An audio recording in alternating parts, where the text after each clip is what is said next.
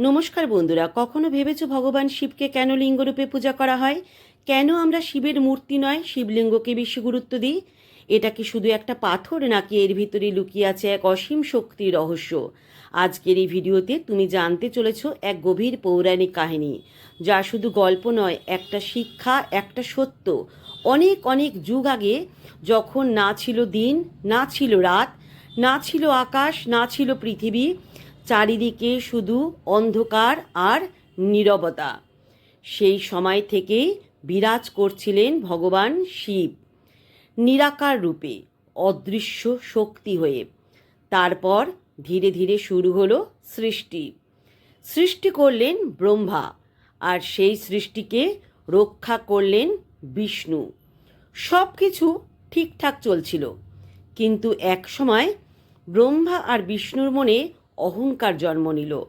তারা ভাবতে শুরু করলেন, কে বড়, কে সবচেয়ে শক্তিশালী। ব্রহ্মা বললেন, আমি সৃষ্টি করেছি সব কিছু, আমিই শ্রেষ্ঠ। বিষ্ণু বললেন, আমি এই বিশ্বকে রক্ষা করি, তাই আমিই মহান।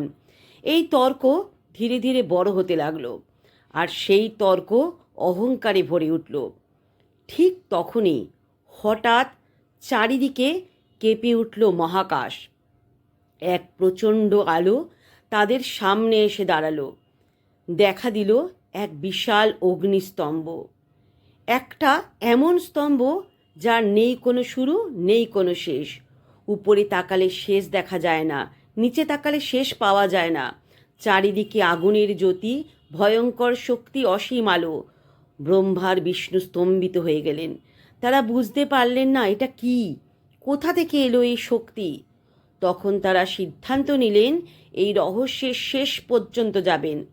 ব্রহ্মা বললেন, আমি উপরের শেষ খুঁজব। বিষ্ণু বললেন, আমি নিচের শেষ খুঁজব। তারপর শুরু হলো তাদের যাত্রা। ব্রহ্মা উড়তে লাগলেন অসীম আকাশে, উড়তেই থাকলেন, উড়তেই থাকলেন, কিন্তু শেষ নেই।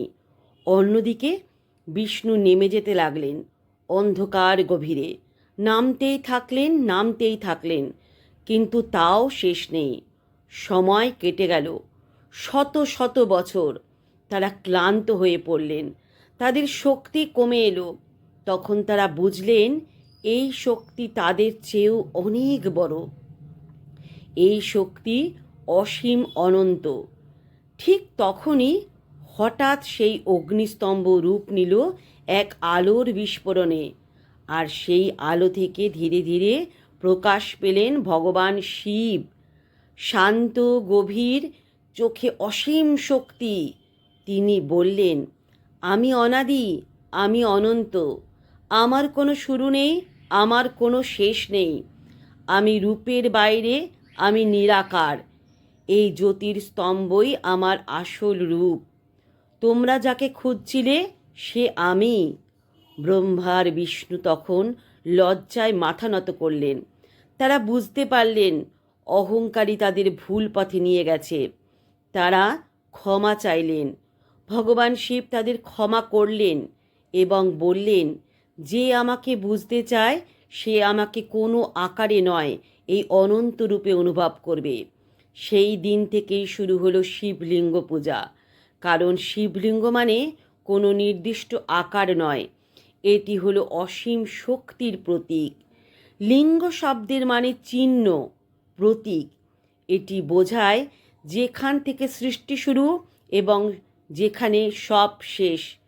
এই পুরো বিশ্ব ব্রহ্মাণ্ড একদিন সৃষ্টি হয়েছে, একদিন শেষও হবে, আর সেই শুরু ও শেষের মধ্যে বিরাজ করছেন ভগবান শিব। তাই তাকে কোনো মূর্তিতে বাঁধা যায় না। তিনি আকাশের মতো অসীম, তিনি শক্তির মতো অদৃশ্য। আজও যখন আমরা শিবলিঙ্গে জল ঢালি, আমরা শুধু পূজা করি না, আমরা আমাদের অহংকার ভেঙে ফেলি। আমরা স্বীকার করি আমাদের চেয়ে বড় এক শক্তি আছে, যে শক্তি সব কিছুর উৎস। এই কাহিনী আমাদের শেখায়, অহংকার করলে মানুষ ছোট হয়ে যায়, আর নম্র হলে সে সত্যের কাছে পৌঁছায়। তাই জীবনে যত বড় হও, অহংকার করো না। সব সময় মনে রেখো, সব কিছুর উপরে একটা অসীম শক্তি আছে। সেই শক্তির নাম ভগবান শিব। বিশ্বাস থাকলে লেখো ওম নমঃ শিবায়।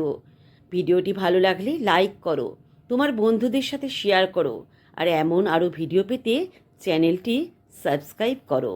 নমস্কার বন্ধুরা।